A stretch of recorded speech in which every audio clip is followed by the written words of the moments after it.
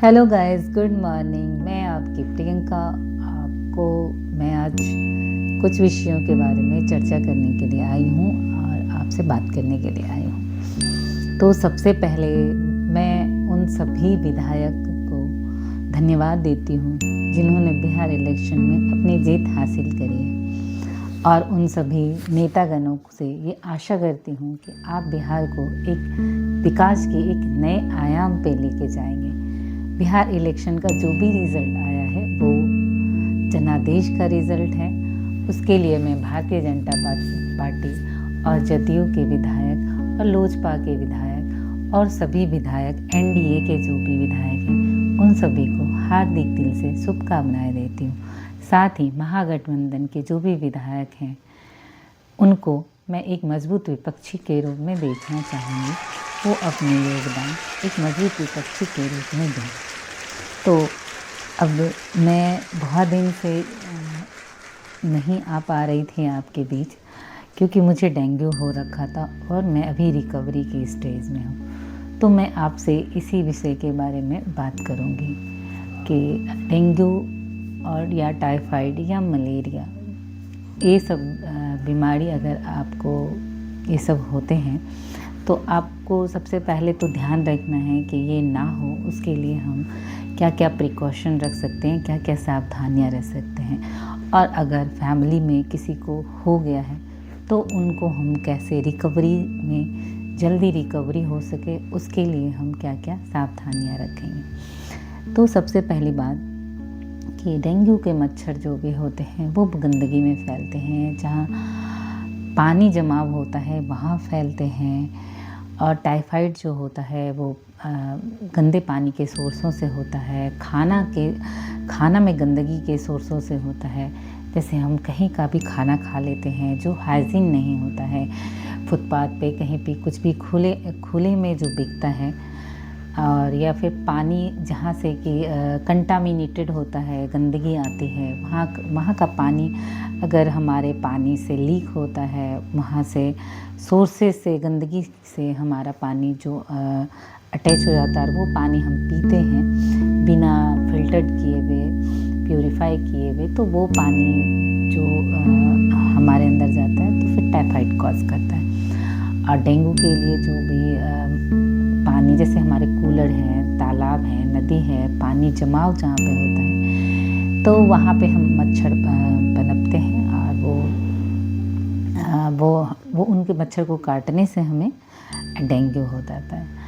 तो इन सब चीज़ों का, और मलेरिया भी वैसे ही गंदगी में, पानी में जमाव जो मच्छर होते हैं उनके काटने से हमें मलेरिया हो जाता है। तो इन सब चीज़ों का ध्यान रखेंगे, क्योंकि कभी कभी ये जो बीमारी होती है वो काफ़ी जानलेवा होती है। तो इनका प्रिकॉशन रखना बहुत ज़रूरी है कि हम अपने घर के आसपास गंदगी जमा ना होने दें, पानी ना जमा होने दें, और खाना जो हम घर का खाना खाएं, और अगर इतनी ही ज़रूरत पड़े बाहर खाने की तो ढका हुआ खाना खाएं। जो भी कंटामिनेटेड खाना ना हो, पानी जो है वो हम सब जगह का पानी नहीं पिए, साफ़ सुथरी जगह पानी पिए। तो इन सब चीज़ों का ध्यान रख के हम इन सब चीज़ों से बचा जा सकता है। पर एक्चुअली होता यह है कि हम बाहर निकलते हैं, ड्यूटी जाते हैं, तो बीच रास्ते में हम बहुत चीज़ों को अवॉइड नहीं कर सकते।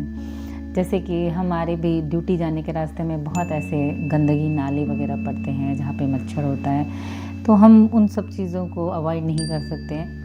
तो चलो, अगर जैसे कि मुझे डेंगू हो गया तो हम रिकवरी कितना जल्दी हो पाए, ये निर्भर करता है कि हम कितना ध्यान दे पाते हैं। जब हमारा जब हम बीमार पड़ते हैं तो हम कितने जल्दी उस पर ध्यान दे पाते हैं, अपना कितना ख्याल रख पाते हैं।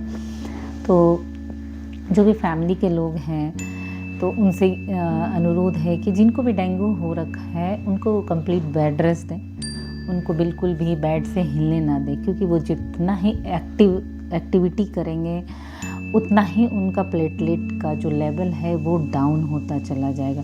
चाहे वो जितना बोलेंगे, जितना एक्टिव, वो वॉशरूम भी जाएंगे तो उन कहते हैं कि एक कदम चलने से 4000 प्लेटलेट डाउन होता है।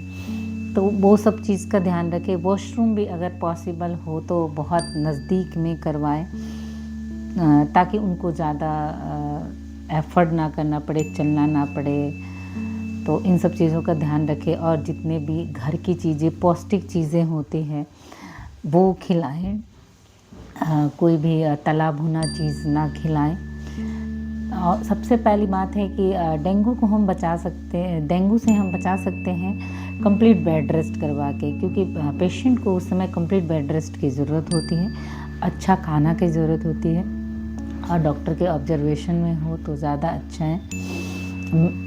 तो इन सब चीज़ों का ध्यान रख करके हम एक जानलेवा बीमारी से हम बच सकते हैं, क्योंकि कभी कभी देखा गया है कि ये बीमारी को हल्के में लेने से ये काफ़ी जानलेवा सिद्ध होती है, क्योंकि बहुत ज़्यादा प्लेटलेट गिरने पे फिर बहुत क्रिटिकल कंडीशन आ जाते हैं और उससे फिर बहुत ही मतलब दिक्कत का सामना करना पड़ सकता है। तो इन सब चीज़ों का गाइस ध्यान रखें। थोड़ा रिकवरी पीरियड में पेशेंट को बहुत ही सावधानी से रखें, उनको कोई काम वाम नहीं करने दें, उनको जैसे ही कंफर्टेबल एक पोजीशन है वो दें और उनके खाना पीना सब कुछ बेड पे दें, उनको हिलने डुलने ना दें। ज़्यादा से ज़्यादा उनको एक वॉशरूम के लिए वो भी कम से कम एक्टिविटी हो जितनी, उसका ध्यान रखें तो जल्दी रिकवरी हो जाता है। अगर अच्छे से इलाज किया गया हो, अच्छे से